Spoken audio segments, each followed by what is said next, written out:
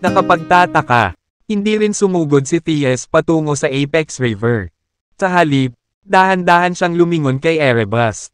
Bumilis ang tibok ng puso ni Erebus nang makita niyang nakatitig sa kanya si Thies. Chitty, gusto ni Thies na ako ang labrat niya, diba? Tulad ng nangyari. Tama si Erebus. Ano pa ang hinihintay mo? Uminom ka sa ilog. Utos ni Thies. Master. Hindi ako nauuhaw. Hindi ko kailangan uminom. Takot na sagot ni Erebus. Inutusan kitang uminom muna para malaman ko kung ligtas ang tubig. Sabi ni Thies. Ako. Napadila si Erebus. Huwag kalimutan na pumirma na tayo ng isang master-servant agreement. Isang kakilakilabot na kamatayan ang mararanasan mo kapag hindi mo ako sinunod. Sabi ni Thies. Isang alon ng paghihirap ang dumaan sa Erebus. Wala na akong masabi. Dapat kong sundin ang kanyang mga salita. Dahil doon, dahan-dahang tinahak ni Erebus ang daan patungo sa ilog. Mabuti na lang at tila nawala ang puwersa ng paghila sa Apex River. Ngayon, ordinaryong ilog na lang. Tumalon si Erebus sa ilog. At tila maayos ang lahat. Kaya naman, nagsimula siyang uminom ng tubig sa ilog. Si Thies, gayunpaman, ay hindi nagmamadaling makapasok sa ilog. Sa halip, nanatili siya sa pampang ng ilang sandali upang matiyak na maayos ang lahat bago uminom sa ilog. Nagpatuloy ang grupo sa unahan pagkatapos nilang lahat uminom. Walang sino man sa kanila ang nakakaalam kung ano ang naghihintay sa kanila sa unahan. Samantala, tumawid din si Dexter sa Apex River at nagpatuloy sa kanyang paglalakbay patungo sa sinaunang sektor. Habang lumakad siya at ang iba pa, mas naging maayos ang kapaligiran. Sa una, ito ay isang tigang na lupain na walang mga palatandaan ng buhay. Pagkatapos nito, nagsimula silang maglakad sa mga palumpong at kagubatan. Sa huli, tila nakarating sila sa isang maganda at magandang lugar na puno ng masasayang tunog ng huni ng mga ibon at ang matatamis na amoy ng magagandang bulaklak. Hindi na kailangang sabihin. Ito ay isang mapayapa at tahimik na tanawin. Dahil isa itong sinaunang larangan ng digmaan sa isla ng Thies. Wala ni isa sa kanila ang umaasa na magkakaroon ng ganoong lugar. Nabighani si Lacey sa magagandang tanawin. At pumitas siya ng isang bangkos ng mga bulaklak sa daan. Nalungkot si Dexter nang makita niya iyon. Mukhang masyadong payapa at nakaka-relax ang lugar na ito. Hindi ko maiwasang isipin na malapit na ang panganib. Tama pala ang pag-aalala ni Dexter. Habang naglalakad siya ay biglang nawala ang kamay ni Lacey na hawak niya sa kamay niya. Hinawakan ko si Lacey. Saan siya nagpunta? Anong nangyayari? Napalingon si Dexter sa gulat at nalaman niyang nawala si Lacey sa hangin. F***6. Di asterisk man ito. Sobrang bilis ng tibok ng puso ni Dexter nang tanungin niya ang Soul Wolf at Killer Wolf. Na nasa likod niya. Soul Wolf. Killer Wolf. Where's Lacey? Anong nangyari ngayon lang? Natigilan ang Soul Wolf at Killer Wolf. Nawala lang si Lacey. Hindi namin nakita ang nangyari. Hanapin mo siya. Tanong ni Dexter. Agad namang naghiwalay ang tatlo at hinanap si Lacey. Gayunpaman, walang kahit isang palatandaan ng buhay ng tao sa lugar. Tumili. Biglang tumili si Ardelia. May kakaibang nangyayari dito. May kung ano sa ilalim ng lupa. Anong problema? Sumugod si Dexter papunta sa squirrel. Nagsimula na namang tumili si Ardelia. Nagsalin ang King of Dragons at sinabing, ayon kay Squirrel, nadarama ng mga paa nito ang lahat ng nangyayari sa ilalim ng lupa. Ilang sandali pa, narinig nito si Lacey na sumisigaw ng tulong mula sa ilalim ng lupa. Underground. Napatitig agad si Dexter sa lupa at nagmura. F***6. Tiguradong nahulog si Lacey. Paano nangyari yon? Chitty. Tiguradong may nasa ilalim. Gusto ni Dexter na basagin ang lupa. Ngunit nag-aalala siya na baka masaktan niya si Lacey. Sa sandaling iyon, siya ay nasa kawalan. F***6. Biglang nagpakawala ng matinding hiyaw si Killer Wolf. At bumagsak ang ibabang bahagi ng kanyang katawan sa lupa. Nakabutihang palad para sa Killer Wolf. Siya ay isang mandirigma, kaya maaari niyang gamitin ang kanyang enerhiya upang maiwasang tuluyang mahayla. Kasabay nito, pinalot ni Dexter ang Killer Wolf sa kanyang lakas upang panatilihing nasa ilalim ng kanyang kontrol ang huli. Killer Wolf, anong nangyayari? Tanong ni Dexter. Sa sobrang kahirapan, ipinaliwanag ng Killer Wolf. May humawak sa binti ko at hinayla ako sa lupa. I'm in a stalemate with the other party. Masyado siyang makapangyarihan. I can't hold on any longer. Nang matapos siyang magsalita, nagsimula siyang magdugo mula sa bawat butas. Ito ay maliwanag na siya ay gumamit ng labis na puwersa.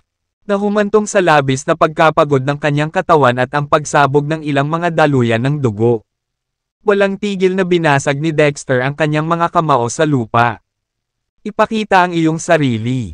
Ang napakalaking epekto ay nagpalipad sa hangin ng Killer Wolf. Ang kaaway, gayunpaman, ay nakatakas ng mas malalim at sa huli ay naglaho. Nag-aalala tungkol sa Killer Wolf. Sumugod si Soul Wolf upang tingnan ang mga pinsala ng una. Humihingal ng husto si Killer Wolf. At ang kanyang kutis ay nakakatakot na mapatla. Ayos lang ako, Dexter. I can sense na ang mga suntok mo ay nakasugat ng husto sa kabilang partido.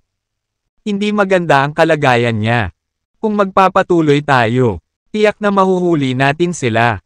Napatitig si Dexter sa bunganga ng Killer Wolf na lumubog ngayon. Gaya ng inaasahan, may mas maliit na hukay sa ibaba ng bungangang iyon. Ang hukay ay halos kasing laki ng braso ng isang matanda ngunit walang nakakaalam kung saan ito haantong. Iyon ang dapat na daanan ng pagtakas ng salarin. Tumingin kay Squirrel. Tinabi ni Dexter, kailangan ko ang tulong mo dito. Squirrel. Ikinaway ni Squirrel ang mga paa nito at sumagot. Walang problema. Ipinanganak akong may mga kuko para maghukay ng mga butas. Umiling si Dexter. Hindi ko naman hinihiling na maghukay ka ng mga butas. Wala tayong oras para dyan. Gusto kong magbukas ka ng spatial passage. Baka mahuli natin ang salarin kung diretso tayong bumaba. Squirrel stated. You should know I can't decide where the spatial passage's exit is. Sagot ni Dexter. I target mo lang ang tapat na direksyon. Napuno ng frustration si Squirrel. Hindi na mauulit. Walang pagpipilian. Ibinuka ni Squirrel ang bibig at kumagit sa kabilang direksyon. Isang spatial passage ang lumitaw sa harap nila. Ang grupo ay lumukso. At sa susunod na segundo, tila ay bumaba sa madilim na kadiliman. Walang alinlangan. Nakarating sila sa ilalim ng lupa kasunod ng spatial passage. Walang masanay sa matinding dilim. Dexter, mukhang lagusan ito. May mga palatandaan ng paghuhukay ng tao dito. At ito ay narito sa loob ng ilang taon. Malamang nandito si Lacey. Utos ni Dexter. Hanapin ang lugar na ito. Naghiwalay ang grupo at nagsimulang maghanap sa magkabilang direksyon ng kuweba. Gayunpaman, di nagtagal pagkatapos nilang maghiwalay. Nalaman nilang ang dalawang sipi ay naghiwalay sa tatlo. Kung walang pagpipilian, ang grupo ay maaari lamang hatiin sa tatlong koponan bago ipagpatuloy ang paghahanap. Bahagya pa silang nakagawa ng ilang hakbang nang mapagtanto nilang nahaharap sila sa isa pang tatlong sipi. Ang grupo ay nagsagawa ng pakikipag-usap gamit ang espiritual na kahulugan. Dexter, hindi gumagana ang paraan na ito. Pinaghihinalaan ko na ito ay isang kuweba ng sangay at maraming daanan.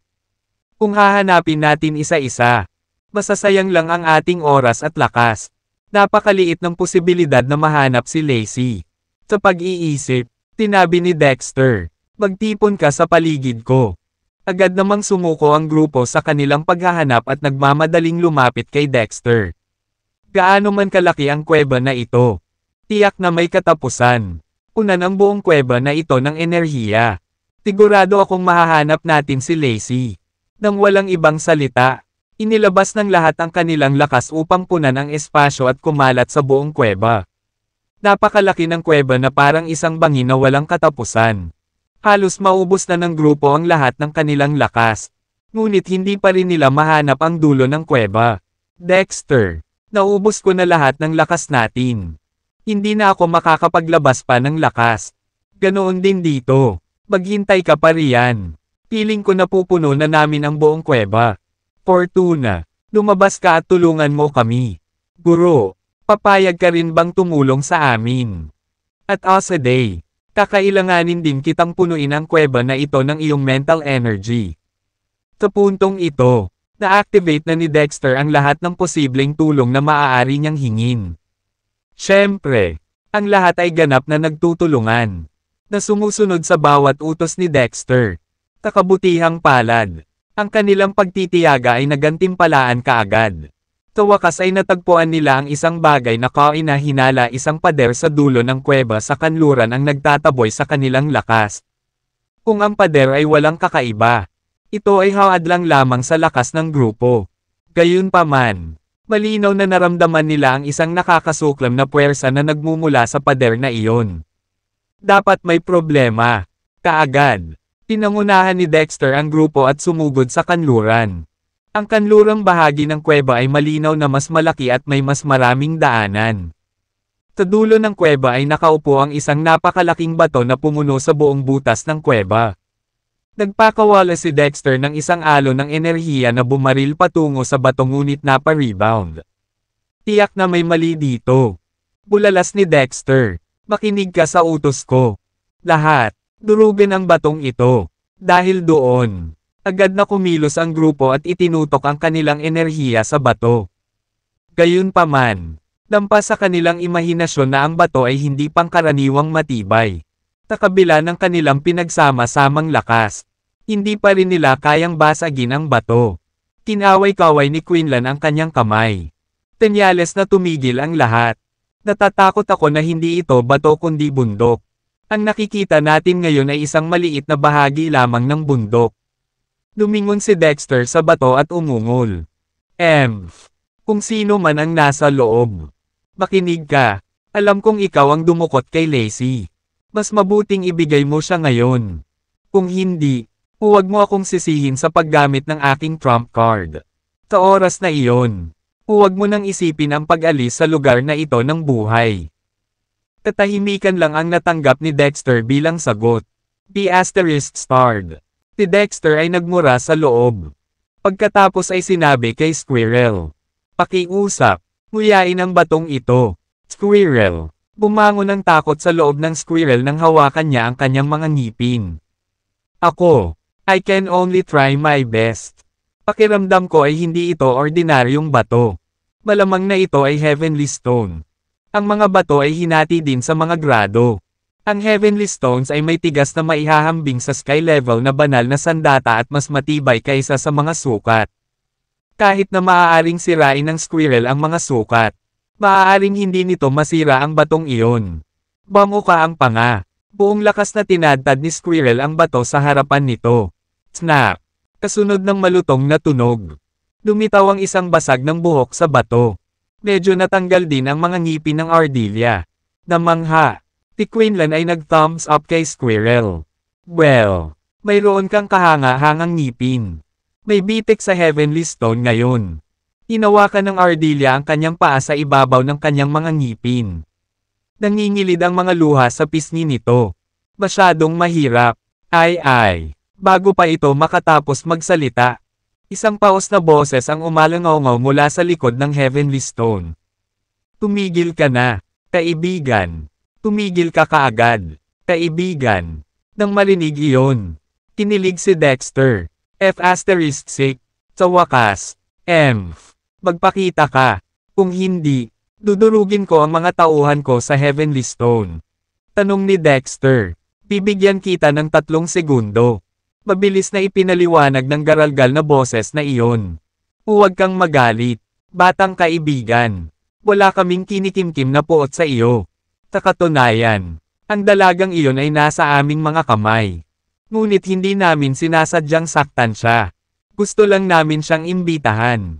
Kung hindi ka pumayag dyan, maibibigay namin siya." Nagalit si Dexter. "Kung gayon, putulin mo ang kalokohan. At hayaan mo na siya ngayon." Sabi ng kabilang partido. "Sige, mangyaring maghintay ng ilang sandali.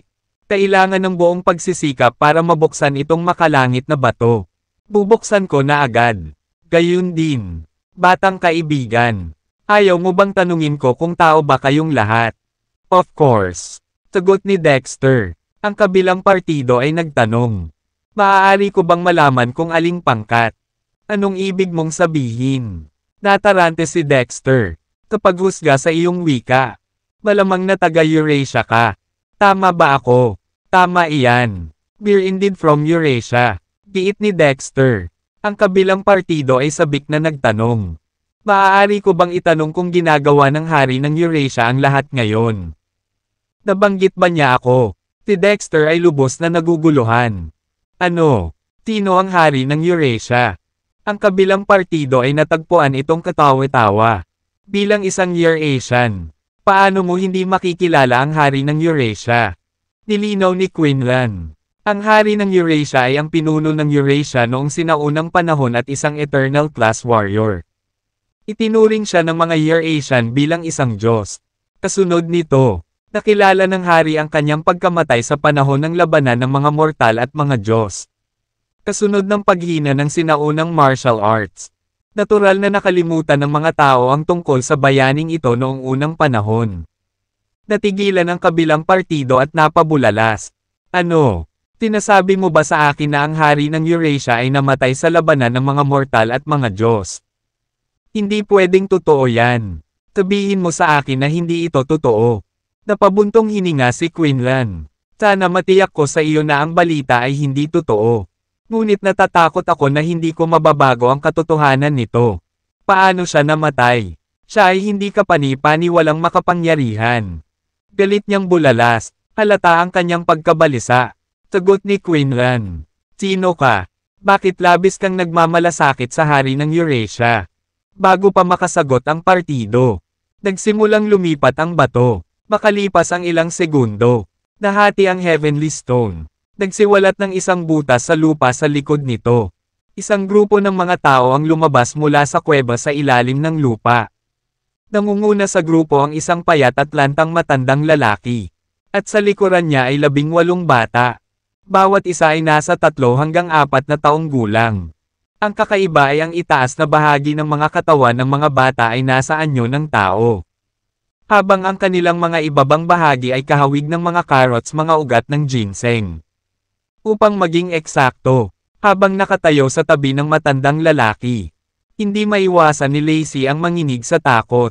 Nang mapansin si Dexter, tumakbo si Lacey at yamakap sa kanya. Dexter, sa wakas nandito ka na. Isang nakamamatay na kislap ang sumilay sa kanyang mga mata. The asterisk starred. How dare you hurt my woman? Pagod ka na bang mabuhay? Mabilis na ipinaliwanag ng matandang lalaki. Bata, mali ang pagkakaintindi mo sa amin. Hindi namin siya sinaktan. Nagulat siya dahil hindi pa ganap na nag-transform ang mga apo ko sa kanilang anyo ng tao. Napatingin si Dexter kay Lacey. Lacey, tinaktan ka ba nila? Umiling si Lacey. Hindi nila ako ginalaw. Pero natatakot ako sa mga batang iyon. Sino ang mga taong iyon? Nagtataka ang tingin ni Dexter sa matandang lalaki. Sino ka? Dahil sa pinaghalong emosyon. Nakahinga ng maluwag ang matandang lalaki habang ikinwento ang nakaraan. Ako ang ginseng na nilinang ng hari ng Eurasia. At sinasamahan ko siya saan man siya magpunta sa mga labanan upang mapunan ang kanyang espiritual na enerhiya. Pumunta kami dito para lumahok sa Battle of Mortals and Gods. Ang labanan ay mas matindi kaysa sa naisip ko. Sa gitna ng kaguluhan, naghiwalay kami ng hari ng Eurasia. Habang hinahanap ko siya, inatake ako ng isang Diyos. Dahilan para mawalan ako ng malay. Nahulog ako sa isang malalim na pagkakatulog sa hindi malamang na yugto ng panahon. At nang sa wakas ay nagising ako. Natapos na ang digmaan. Tinubukan kong subaybayan ang hari ng Eurasia. Ngunit sa oras na sinimulan ko ang aking paghahanap, lahat ay nakaalis na. Nais kong makatakas sa tiwangwang na lugar na ito at makasamang muli ang hari. Ngunit hindi nagtagal ay natagpuan ko ang aking sarili na nakulong sa sinaunang sektor na ito. Sa bandang huli, wala akong choice kundi ang manirahan dito at palakihin ang mga susunod na henerasyon. Hindi ko alam na ang hari ng Eurasia ay nakatagpo ng ganoong kalunos-lunos na kapalaran sa labanang iyon. Napabuntong hininga ang matandang lalaki. Hindi napigil ang tumulo ang mga luha sa kanyang pisngi. Si Quinlan ay namangha sa paghahayag. Kaya ikaw ang sikat na aged ginseng na nilinang ng hari ng Eurasia. Isang karangalan na makilala ka. Binigyan ng matandang ginseng si Quinlan ng natatarantang tingin. Kilala mo ako, noong mga araw na iyon. Ako ang hari ng trump card ng Eurasia. Hindi ko lang kayang palitan ang lakas niya. Kundi kaya ko panggamutin ang mga sugat niya. Ang hari ay hindi kailanman isiniwalat ang aking pag-iral sa sinuman. Ilang piling makapangyarihang pinuno lamang ang nakaalam sa akin. At baka sino ka? Tanong ni aged ginseng. Si Quinlan ay tapat na sumagot. Ako talaga si Telmore King. Tumawa ang matandang ginseng. Huwag mo na akong lokohin. Ang totoong Telmore King ay isang babae. Nanlaki ang mata ni Quinlan at tinitigan siya. Nagbibiro ka ba? Si Telmore King at King ng Eurasia ay parehong eternal class warriors. Paano magiging babae si Telmore King? Sumagot si aged ginseng. Bakit hindi babae ang hari? Bukod dito, maraming tao ang nakakaalam nito. Ang Telmore King ay kilala rin bilang female emperor of Telmore. Sa katunayan, kahit minsan ay nagkaroon siya ng relasyon sa hari ng Eurasia. Tanging ang mga hindi gaanong mahalaga o walang kapangyarihan ang mananatiling hindi nakakaalam nito. Postahan ako noon. Dapat isa ka sa mga maliliit na fries. Ha? Naiwang tulala si Quinlan. Hindi mahanap ang tamang mga salita na isasagot. Well, I guess this story has taken a unexpected turn. Hindi ko inasahan na haantong ito sa mga walang katuturang paghahayag. Pero, tama ka. Isa lang akong hamak na maliit na prito na hindi karapat dapat na malaman ang ganoong sikreto. Biglang lumabas ang King of Dragons sa katawan ni Dexter. Pinalibutan si aged ginseng at ipinahayag ang pagnanais nitong lasapin ito. Hoy ikaw! Malaking tulong ang katawan mo sa paghilom ng mga sugat ko. Mag-alok sa akin ng isa sa iyong mga paa. At baka maligtas ko ang iyong buhay. Kung hindi, lalamunan kita ng buo sa isang iglap. Sumagot si aged ginseng. Ikaw ay dapat na hari ng mga dragon. Tama ba? Ang iyong pangalan ay kilala sa nakaraan. Narinig ko ang mga kwento tungkol sa iyong pagtugi sa anak ni Pietro. Nahumantong sa walang tigil niyang pangangaso sa iyo sa loob ng maraming siglo. Nakakamangha na nakaligtas ka hanggang ngayon. Nang marinig na binanggit ni aged ginseng ang kanyang nakaraan. Nagalit ang King of Dragons. Ang lakas ng loob mong magsabi ng mga kasinungalingan. Sino ang inaangkin mong hinuhuli ni Pietro sa loob ng maraming siglo? Lalamunan kita ng buo dahil sa pangahas mong Sir-on ako. Matapos ang mga salita nito, ibinuka ng King of Dragons ang bibig nito. Handa nang ubusin ang aged ginseng. Gayunpaman, ang aged ginseng ay nanatiling walang pakialam. Tigilamunin mo ako kung pagod ka na sa buhay. Matagal na akong nabubuhay kaya naging lason na ang mga medicinal properties sa katawan ko. Isang kagat lang mula sa akin ay aagawin na agad ang buhay mo. Ay, King of Dragons glared at him and hesitated. Hindi, ayokong mamatay. Bilang tugon, inilipat ng King of Dragons ang atensyon nito sa mga apo ni aged ginseng. Dahil hindi kita kayang lumunin. Sa palagay ko ay sapat na ang iyong mga apo. Hindi naman sila toxic, di ba? Nang marinig iyon, nanginginig sa takot si aged ginseng. Ang kanyang katawan ay hindi sinasadyang umuurong paatros. Pumalakpak ang galit sa loob niya. Puno ng determinasyon ang boses niya. Tama na ang charade na ito. Malinaw na may nagpilit sa iyo na pasukin ang sinumpaang sinaunang sektor na ito. Ngunit markahan ang aking mga salita. Walang sino mang tumuntong dito kailanman aalis ng buhay. Gayunpaman, handa akong i-escort ka palabas ng lugar na ito. At kapag malaya ka na, matatawag namin itong even. Anong masasabi mo? Nagulat si Dexter sa narinig. Talagang may kakayahan ka bang pangunahan kami palabas ng sinaunang sektor na ito? Tiniyak ng may edad na ginseng. Siyempre, upang sabihin sa iyo ang katotohanan. Inilaan ko ang aking oras sa pagsasaliksik ng mga posibleng paraan ng pagtakas mula sa sinaunang sektor na ito.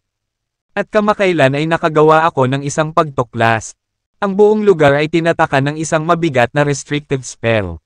Isang malakas na enchantment na nagpapahintulot sa pagpasok ngunit pinipigilan ang anumang paraan ng pagtakas. Ang paglagpas sa restrictive spell formation ay maaaring mukhang imposible. Kahit na sa sama-samang pagsisikap ng aming grupo. Ngunit sa panahon ng aking pagsasaliksik, nakatagpo ako ng isang potensyal na butas, isang tiyak na landas kung saan matagumpay nating matatakasan ang lugar na ito. Sumigaw si Quinlan. Sa totoo lang, ang restrictive spell formation na ito ay nilikha ng 12-dosenang mga Eternal Class Warrior at maraming iba pang makapangyarihang mandirigma na nagsakripisyo ng kanilang sarili upang ilagay ang pundasyon nito. Naturally, hindi ito magiging madaling lansagin. Napabuntong hininga ang matandang Ginseng. Tinasabi mo ba sa akin na 10 mandirigma ng Eternal Class ang namatay sa labanan ng mga mortal at mga Diyos? Oh my! Nangyari ba talaga yon? Ang ibig kong sabihin, para makalikha ng restrictive spell formation, ang mga tao ay kailangang magsakripisyo ng 10 Eternal Class na mandirigma. Napabuntong hininga si Quinlan. Ang bilang ng mga namatay sa iba pang mga mandirigma mula sa parehong klase na nasawi sa labanan ay aktwal na higit sa 40. Sa madaling salita, mahigit 50 mandirigma ng Eternal Class ang namatay sa labanang iyon. Ang matandang Ginseng ay nanlamig sa hindi makapaniwala. Hindi ako makapaniwala na kailangang isakripisyo ng sangkatauhan ang kalahati ng mga Eternal Class Warriors nito. Ang kapangyarihan ng mga Diyos ay talagang hindi maarap. Malungkot na nagpatuloy si Quinlan. Gayunpaman, ang kanilang mga pagsisikap ay makapagtatatak lamang ng mga Diyos sa loob ng Porma Sion. Sa paglipas ng panahon, unti-unting humina ang kapangyarihan ng Porma Sion. Natatakot ako na ang mga Diyos ay malapit ng makalaya at babalik sila. Hindi makapaniwala ang matandang Ginseng sa kanyang narinig. Kung babalik ang mga Diyos, talagang isang nakakatakot na hamon para sa natitirang 50 mandirigma ng Eternal Class na pigilan sila. Ngunit kung isasaalang-alang ang paglipas ng panahon, dapat na mayroong isang bagong henerasyon ng Eternal Class Warriors. Akala ko, bueno, ang lalaking nakatayo sa harap mo ay ang pinakamainam na ani. Ang tuktok ng sangkatauhan. Isang mapait na ngiti ang pinakawala ni Quinlan. May agwat sa pagitan ng mas matanda at mas bagong henerasyon. Dahil walang mga mandirigmang Eternal Class ang ipinanganak sa panahong ito. Sa kasalukuyan, wala pang 50 mandirigma ng Eternal Class ang natitira sa sangkatauhan. Ito ay dahil sa pagkaubos, pagkawala, o permanenteng pagbaba ng Eternal Class Realm. Kaya naman, ang pagkakaroon ng 30 Eternal Class na mandirigma ay itinuturing na isang makabuluhang tagumpay. Natigilan ang matandang Ginseng sa kinauupuan at nakagawa ng mapait na ngiti makalipas ang ilang sandali. Kabutihan. Ito ay dapat na isang kalamidad para sa sangkatauhan. Sa tingin ko, malapit na ang katapusan ng sangkatauhan. Malinaw na makita na ang aged Ginseng ay hindi pinahahalagahan ang sangkatauhan. Gayunpaman, sumagot si Dexter. Hindi. Sabi ng amo ko baka may chance pa tayo. Kung kaya kung ay reforge ang Dragon Vein. May pagkakataon pa na mabago ang tubig. Napakabata mo, binata. Sabi ni aged Ginseng na may isa pang mapait na ngiti. Paano ba na-reforged ang Dragon Vein? Ang ugat ng dragon ng lahi ng tao ay maingat na hinubog ng mga pagsisikap ng daan-daang year Asian Eternal Class Cultivator sa mahabang panahon. Ano ang iniisip mo na maaari mo na lang ay reforge ang ugat ng dragon? Sa Eurasia, mayroon kaming isang lumang kasabihan. Sabi ni Dexter, kung saan may gusto, may paraan. Isang malalim na buntong hininga ang pinakawala ng matandang Ginseng bilang tugon. Napakagaling. Sana ay magtagumpay ka. Bumaba tayo sa negosyo. Kung gayon, bigyan mo kami ng oras. At papaalisin ko kayong dalawa. Tatawagan natin ito kahit pagkatapos nito. Ano sa tingin mo? Gaano katagal iyon? Tanong ni Quinlan. Halos 1 siglo ay sapat na. Sagot ni aged Ginseng. 1 siglo. Nagbibiro ka ba? Gulat na sagot ni Dexter. Hindi kami makapaghintay ng ganoon katagal. Napakahirap ba talagang maghintay ng 1 siglo? Tanong ni aged Ginseng. Magiging prangka ako. Mayroong heavenly stone dito. Ngunit ang restrictive spell formation ay hindi maaaring tumagos sa bato.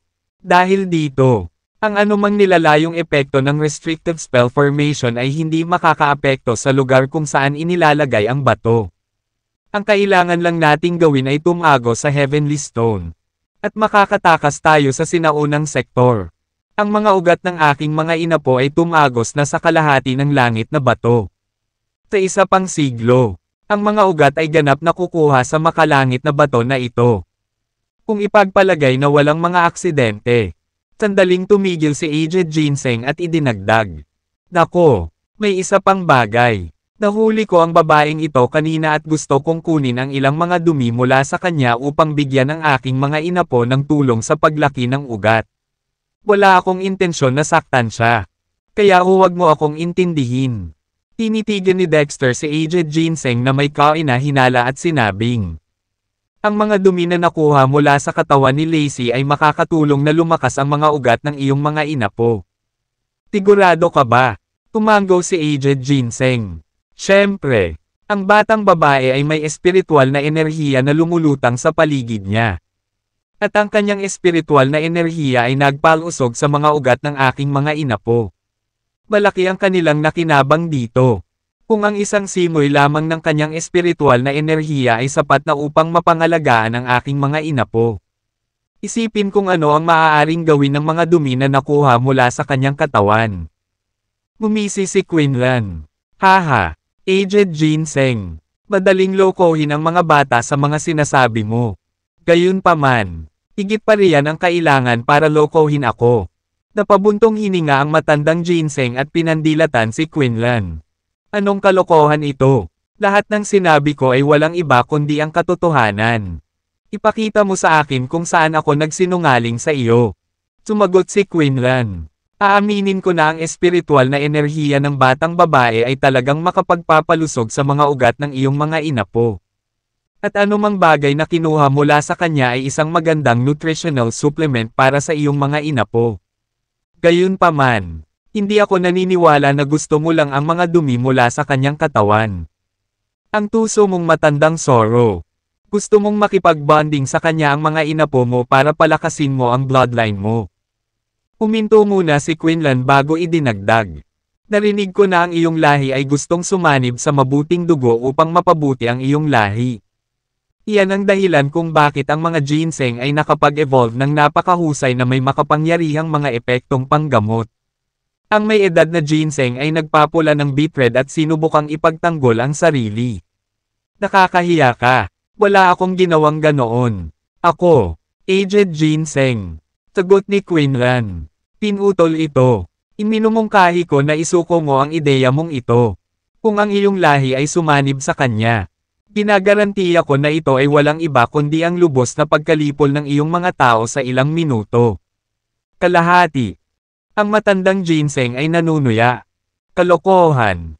Ang mga ginseng ay umunlad sa loob ng millennie. Bakit mo iniisip na malilipol tayo dahil lang sa sinabi mo? Quinlan chimed. Sasabihin ko sa iyo ang totoo.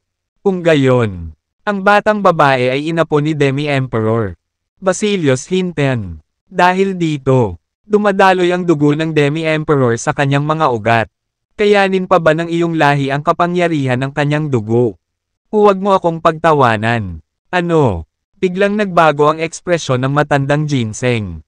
Lalong natulala ang mga inapo nito na nakatayo sa likuran nito. Di nagtagal pagkatapos noon, si Aged Ginseng at lahat ng mga inapo nito ay lumuhad upang magbigay galang. Honorable Demi-Emperor, mangyaring tanggapin ang aming katapatan. Napangiti si Quinlan. Hindi ba matigas ang ulo mo kanina?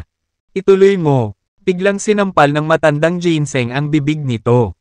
Karapat-dapat akong mamatay.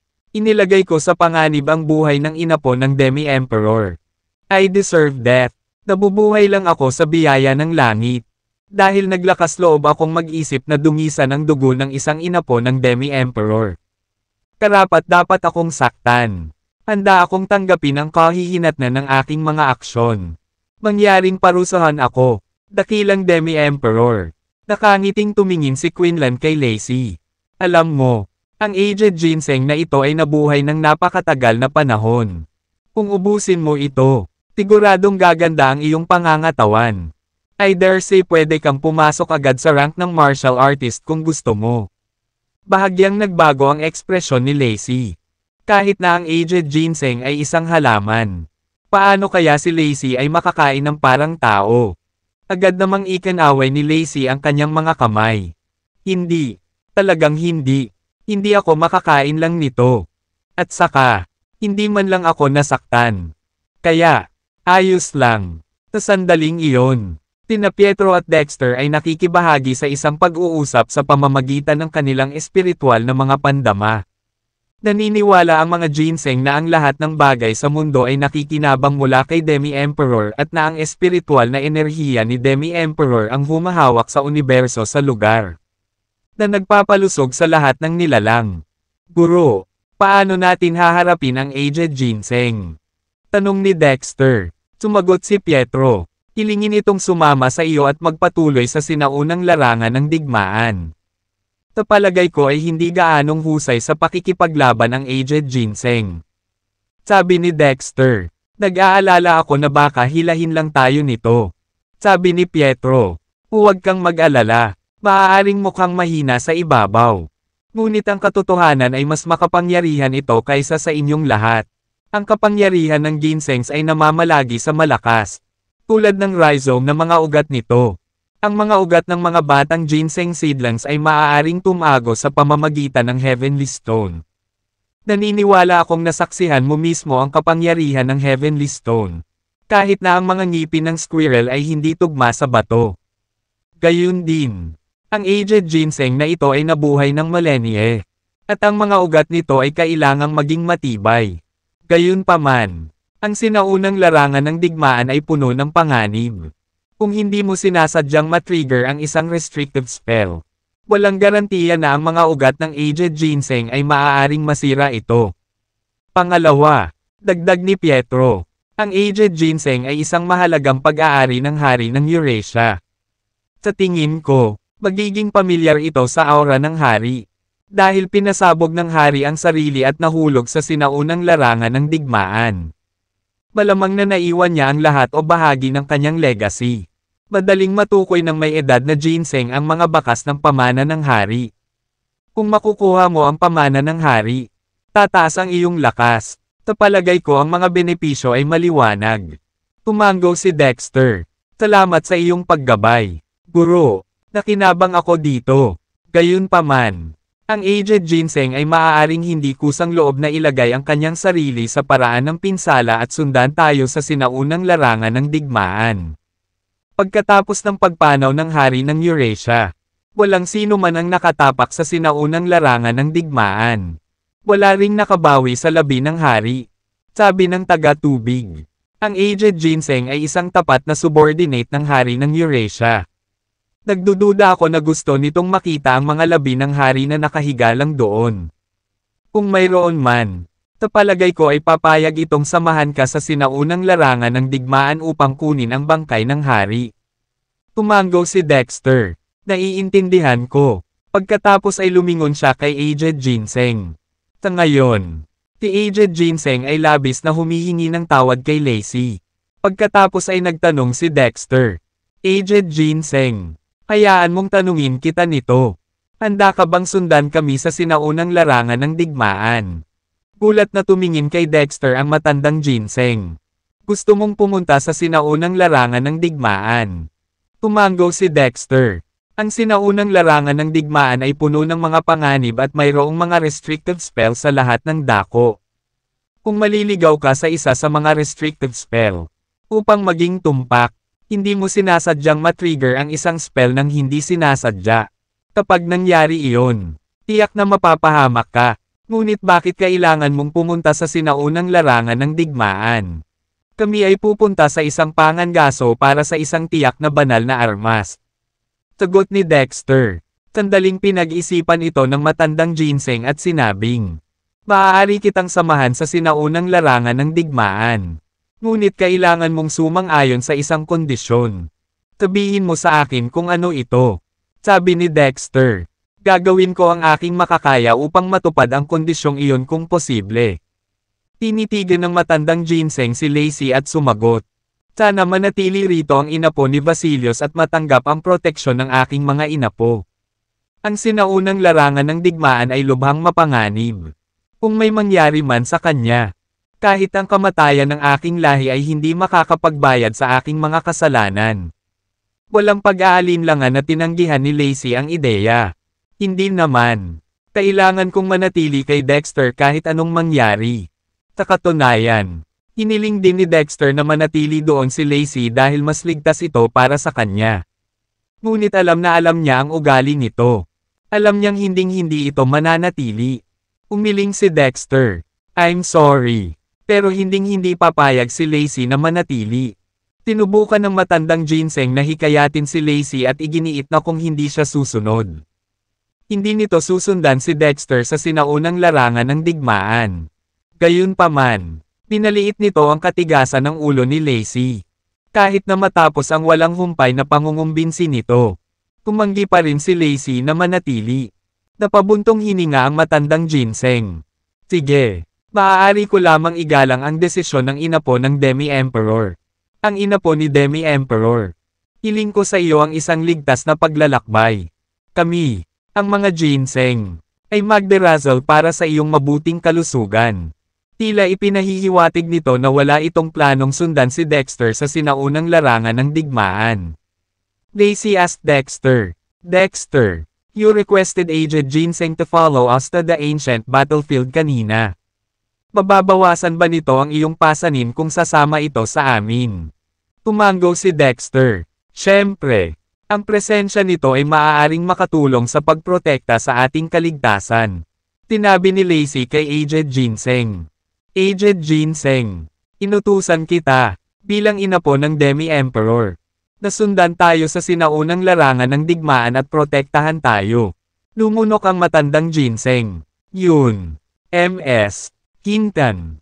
Matanda na ako, mahina na, at hindi na gaanong makalakad. Natatakot akong pabagalin lang kita. Kaya, sa palagay ko hindi ako dapat sumama. Hihintayin ko na lang ang ligtas mong pagbabalik dito. Anong problema? Tinusuway mo ba ang utos ko? Nagmamadaling sumagot si Aged Ginseng. Hindi ako maglakas loob na gawin iyon. Sigurado kang nagbibiro. MS. Kintan. Paano ako mangangahas na suwayan ang utos ng inapo ng Demi-Emperor? Nag-aalala lang ako na mabigatan ka. Lacey uttered. Suway kung hindi ka makikinig sa akin. Isusumbong ko ito sa aking ninuno. Ay. Natigilan si Aged Ginseng at napabuntong hininga na lang sa huli. Sige, I'm flattered na pinahahalagahan ako ni MS. Kintan, susundan kita sa sinaunang larangan ng digmaan. Nako, ang tanging alalahanin ko lang ay walang pupunta rito para alagaan ang aking mga menor de edad na mga inapo. Sa isang tigang na lugar na walang mag-aalaga sa kanila. Ang tanging kapalaran na naghihintay sa kanila ay kamatayan sa gutom. Naghahanda si Aged Ginseng na laruin ang sympathy card. At talagang gumawa ito ng kahanga-hanga. Sa pagtingin sa mabilog na ginseng dolls na iyon. Hindi napigilan ni Lacey ang sarili na pilitin si Aged Ginseng na iwan sila. Suggest ni Quinlan. Hindi naman isyo yon. Guro, maaari mo silang bigyan ng isang spirit pill. Na dapat ay sapat na para mapangalagaan ang maliliit na bata na ito upang mabuhay pa ng 80 hanggang 100 taon. Nagulat si Dexter. Ganyan ba kabisa ang isang maliit na spirit pill at kayang suportahan ang mga ito para sa isa pang 80 hanggang 100 taon? Sumagot si Quinlan. Ang mga ginseng ay palaging tumutubo sa mga siwang ng mga bato sa mga lilim na lugar. Kaya ang kanilang pag-asa sa mga sustansya ay minimal. Ang isang maliit na spirit pill ay sapat na upang mapanatili silang buhay. Ang may edad na ginseng ay tila nasa sabik din. May spirit pill ka ba talaga? Magaling yan. Mangyaring bigyan ang aking mga inapo ng isang spirit pill. Bilang kapalit, susundan kita sa sinaunang larangan ng digmaan at gagawin ang aking makakaya para tulungan ka. Kumuha si Dexter ng isang spirit pill at ibinigay ito sa ginseng dolls. Pinasag ng matandang ginseng ang spirit pill sa lugar at ikinalat ang lahat ng espiritual na enerhiya sa lupa. Habang tumagos ang espiritual na enerhiya sa lupa, Unti-unting nanambalik ang mga sustansya at sigla ng dating tigang at tuyong lupa. Maging ang ginseng dolls ay sumigla at lumakas ang sigla. Napuno ng emosyon ang matandang ginseng. Kontento na ako basta ang mga inapo ko ay mabusog. Hindi sapat ang pasasalamat ko sa iyong kabaitan. Hinaharap, maglilingkod ako sa iyo. Tumango si Dexter. Walang oras na dapat sayangin. Umalis na tayo. Tara na. Kasunod nito. Umalis si Dexter at ang kanyang partido kasama ang isang bagong miyembro ng koponan si Aged Ginseng. Pagkaalis ni Dexter at ng iba pa, isang tatsulok na ulo ang biglang lumabas sa isang madilim na sulok. Ang ulo ay pag-aari ng isang Zoro. Pinagmasdan nito ang paligid gamit ang palipat-lipat nitong mga mata. At matapos matiyak na walang tao sa paligid, agad itong tumakbo palabas at tumakbo patungong silangan. Nag-transform ang Fox sa isang batang babae sa kalagitnaan ng destinasyon nito. Siya ay kakaunti ang pananamit. May sexing figure at mga mata na puno ng pang-akit. Nakahawig ng pisikal na anyo ng isang tipikal na kagandahan. Kung magpapakita siya sa mundo ng mga tao, tiyak na manggenggulam siya sa hindi mabilang na mga lalaki. Sa huli ay bumalik ang dalaga sa isang kuweba. At ang tanawin sa loob ay mas nakakaakit. Maraming hubad na babae ang tamad na nakahiga sa lupa. Nakatulala sa bingit ng pagtulog. Ilang kababaihan lamang na may mataas na katayuan sa komunidad ang nakadamit. Ngunit maging ang tinatawag na mga kasuotan ay mga piraso lamang ng tela na tumatakip sa kanilang mga pribadong bahagi. Ang babaeng nakaupo sa itaas ang pinakamarangyang suot. Siya rin ang pinaka-sexy at pinaka-seductive looking. Nang ngumiti siya, kahit ang mga babaeng nasa harapan niya ay hindi makalaban sa kanyang alindog. Pati na sa mga lalaki. Ang mga pheromones ay tumagos sa bawat sulok ng kuweba, na nag-uudyok sa pagkahibang. Sa katunayan, iyon ay isang fox den. At lahat ng kababaihan doon ay mga fox na nalinang sa anyo ng tao. Ang batang babae ay sumugod sa kuweba at sinabi habang humihingal. Shena, magandang balita. May magandang balita. Si Shena ay Fox Queen. Shena Voss. Tinulyapan ni Shena ang dalaga at sinabing, Kalina. Anong kaguluhan? Kalina. Na ang buong pangalan ay Kalina Voss. Ang biolohikal na kapatid ni Shena. Inatasan si Kalina na subaybayan ang mga ginseng. Ngayong nagkaroon ng malaking pagbabago sa mga ginseng. Natural na kailangan niyang magmadaling bumalik kaagad upang ipaalam sa kanyang mga miyembro ng tribo. Napabuntong hininga si Kalina at nagpaliwanag. Umalis na sa wakas ang matanda ng mga ginseng. Ang matandang iyon. Ang mga ginseng dolls na iyon ay naiwang mag-isa ngayon. Ito ay isang perpektong pagkakataon para sa amin upang gumawa ng isang hakbang sa ginseng dolls. Ano? Sa sandaling matapos ni Kalina ang kanyang pangungusap. Isang kaguluhan ang sumabog sa loob ng yungib. Napatingin ang lahat kay Kalina sa labis na pagtataka at kagalakan. Kalina, nagsasabi ka ba ng totoo? Ang matandang iyon ay tuluyang umalis sa tabi ng ginseng dolls. Kadalasan ay mahigpit nitong binabantayan ang mga manika. Kaya bakit siya umalis ng ganitong oras? Maaaring ito ay isang bitag. Huwag tayong magpalinlang sa kanila. Kalina uttered. Huwag kang mag-alala. Umalis na talaga. Ang matandang ginseng ay dinala ng isang grupo ng mga estranghero. Kabilang sa mga ito ay isang inapo ni Demi Emperor. Tulad ng alam mo, itinuturing ng mga ginseng si Demi Emperor bilang isang totem. Kaya naman, dahil inutusan ng inapo ng Demi Emperor si Aged Ginseng na sundan sila sa sinaunang larangan ng digmaan. Hindi ito mangangahas na suweyan ang utos. Ang inapo ng Demi Emperor. Muling namangha ang mga Red Fox. Hindi ako makapaniwala na darating sa lugar na ito ang inapo ng Demi Emperor. Bakit siya nandito? Tinusubukan ba ni Vasilios na simulan muli ang labanan ng mga mortal at mga Diyos upang ipaghiganti ang sangkatauhan? Hindi naman dapat ganoon. Bakit ang dakilang Demi Emperor ay maghihiganti para sa mga tao? Pwede bang peke ang inapo ni Demi Emperor? Bobo ka ba? Hindi ba sa tingin mo ay matukoy ito ni Aged Ginseng kung siya ay isang impostor? Ang mga ginseng ay pinakasanay sa pagkilala sa mga tao sa pamamagitan ng kanilang aura. Kalina uttered. Huwag tayong mag-alala tungkol sa bagay na may kaugnayan sa inapo ng Demi-Emperor sa ngayon. Dapat nating unahin ang paghahanap ng paraan upang makuha ang mga ginseng dolls na iyon. Matagal ko nang gustong kainin iyong ginseng dolls. Inanunsyo ni Shena. Ano pa ang hinihintay natin? Tara na. Papakilusin natin ang buong tribo para makuha ang mga ginseng dolls na iyon. Tandaan. Huwag hayaang makatakas ang sino man sa kanila. Naiintindihan. Ang grupo ng mga fox ay dumagsa. Dumiretso sa lungga ni Aged Ginseng. Samantala, dumating na rin si Thies at ang kanyang partido sa malapit. Napasinghot ng hangin si Tiger King at sumimangot. Naaamoy mo ba ang hindi pangkaraniwang pabango sa hangin? Isang hindi pangkaraniwang amoy. Pumikit si Thies at ang iba pa at maingat na pinagmasdan ang kanilang paligid. Pagkaraan ng ilang sandali, tinabi ni Thies, nakakaintriga ang halimuyak. Nakakapanibago at nakakapanibago. Bumisi si Tiger King. Bango. Pa ako. Ito ay malinaw na isang amorous scent. Kung hindi ako nagkakamali, ito ang aura ng mga red fox. Hindi ko inaasahan na buhay pa ang red foxes. Sandaling pinag-isipan ito ni Thies bago huminga ng malalim. Malabo kong naaalala ang red foxes. Hindi ba sila ay isang katutubong lahi sa primeval forest? Ang buong lahi ay nawala ng walang bakas mamaya. Kaya bakit ito muling lumitaw dito sa sinaunang sektor? Sa isang patag na tono. Nagtanong si Tiger King. Narinig mo ba ang tungkol sa pariralang magsuot ng hiram na balahibo? Tumango si Thies. Ito ay isang parirala mula sa mga tao. Sa tingin ko, tumango si Tiger King bilang pagsang-ayon. Noong nakaraan, ang mga red fox ay mahina at mahinang target ng mga nananakot.